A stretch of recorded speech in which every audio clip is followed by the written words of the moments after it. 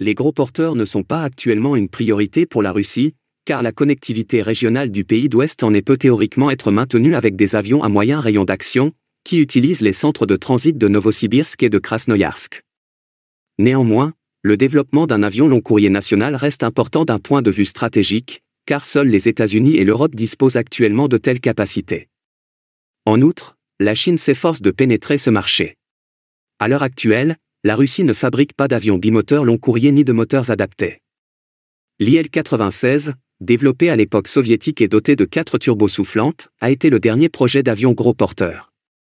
Malgré ses nombreuses modernisations, il reste coûteux à fabriquer et inefficace à exploiter. Le manque de maintenance était également un problème pour les moteurs de la génération précédente. L'IL-96 est actuellement exploité exclusivement par l'escadron de vol spécial russe, qui constitue la flotte présidentielle. Cubana n'exploite qu'une poignée d'appareils à l'échelle mondiale. Il y a plus d'une décennie, les compagnies aériennes commerciales russes ont cessé d'utiliser l'IL-96 au profit des variantes Boeing 767 et 777, ainsi que des Airbus A330 et A350. En septembre 2021, Yuri Borisov, alors vice-premier ministre de Russie, a déclaré que la Russie restait engagée dans le développement d'une version bimoteur de l'IL-96, à condition qu'un moteur approprié soit disponible. Il a indiqué qu'il s'agissait de la voie la plus probable pour un avion gros porteur national. Sergueï Chemezov, le PDG de Rostec, a confirmé que le sujet est toujours en discussion 2 ans plus tard. Cependant, il est peu probable qu'un bimoteur IL-96 soit produit en série. Anton Alikhanov, ministre russe de l'Industrie et du Commerce, a déclaré lors d'une récente discussion à l'occasion de l'exposition nationale et du forum sur l'infrastructure de l'aviation civile, pour créer un IL-96 bimoteur, il faudra procéder à d'importants changements structurels. Il peut être plus facile de concevoir un avion entièrement nouveau avec des matériaux composites avancés, des systèmes et des composants modernes. Toutefois, il s'agirait d'une entreprise coûteuse et, pour que l'investissement soit justifié, un marché d'exportation est nécessaire. La Russie n'a pas besoin de beaucoup d'avions à fuselage large pour les liaisons intérieures. Le taux de production prévu de 3 à 4 IL-96 par an devrait répondre aux besoins nationaux pour les 10 à 15 prochaines années, tant que les avions étrangers existants resteront en service. Toutefois, si les compagnies aériennes cessent d'acquérir des avions long courrier importés, la nécessité d'une solution nationale deviendra urgente au cours de la prochaine décennie. L'IL-96MD, un concept bimoteur, existait déjà et devait utiliser des moteurs occidentaux, notamment le PW4000, le General Electric GE90 ou le Rolls-Royce 3800. Le projet n'a cependant jamais abouti. L'IL-96MD est une variante bimoteur de l'IL-96 La poussée de chacun des deux moteurs devait être comprise entre 27 200 et 31 750 kg-force. Les premières versions devaient être propulsées par des turbopropulseurs Lotarev D18. Le moteur des 18T, créé par le bureau d'études ukrainien Progress à Zaporizhzhia et fabriqué à l'usine Motorsich, génère une poussée de 23 400 kg de force. Actuellement, la Russie ne dispose pas d'un moteur capable de produire une poussée de 23 à 25 tonnes.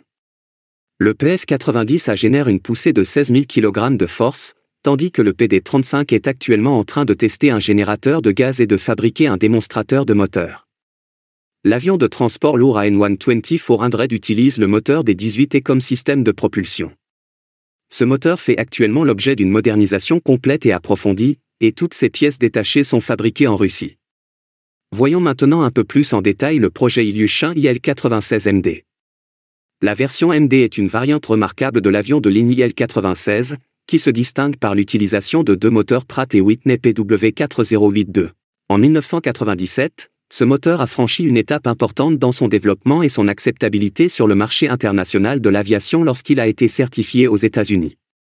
Cette certification permettait au futur IL-96MD d'opérer dans l'espace aérien américain, augmentant ainsi son potentiel commercial et son attrait mondial.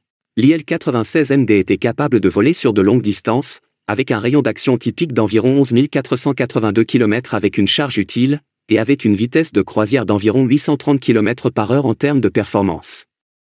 Il convient aux vols internationaux long courrier en raison de son rayon d'action impressionnant. Selon les spécifications de la compagnie aérienne, l'avion peut transporter un nombre important de passagers, typiquement environ 300 dans une configuration standard. La conception de l'IL-96MD a conservé les attributs structurels de la série IL-96 tout en incorporant une technologie de moteur contemporaine. L'objectif de cette fusion de la technologie occidentale et de l'ingénierie russe était d'accroître la pénétration de l'avion sur le marché et d'améliorer l'efficacité opérationnelle. D'une manière générale, l'IL-96MD a constitué une avancée substantielle dans le développement des avions de ligne à fuselage large, car il a été conçu pour répondre aux exigences du transport de fret et de passagers. Néanmoins, les bases techniques sont encore en place, ce qui pourrait être bénéfique pour le développement d'un nouvel avion équipé de moteurs PD-35. Le PD-35 est un moteur de grande taille, mesurant environ 8 mètres de long, près de 3 mètres de diamètre et pesant environ 10 tonnes. Le monter en un seul point sous l'aile est une opération complexe, mais réalisable. Le fuselage, le train d'atterrissage et l'aile devront faire l'objet de modifications structurelles et de calculs approfondis. Maintenant, pensez-vous que des variantes de l'IL-96MD seront un jour fabriquées? Dites-le nous dans les commentaires. N'hésitez pas à aimer et à partager nos vidéos et à vous abonner à notre chaîne. N'hésitez pas non plus à adhérer à notre chaîne pour nous encourager.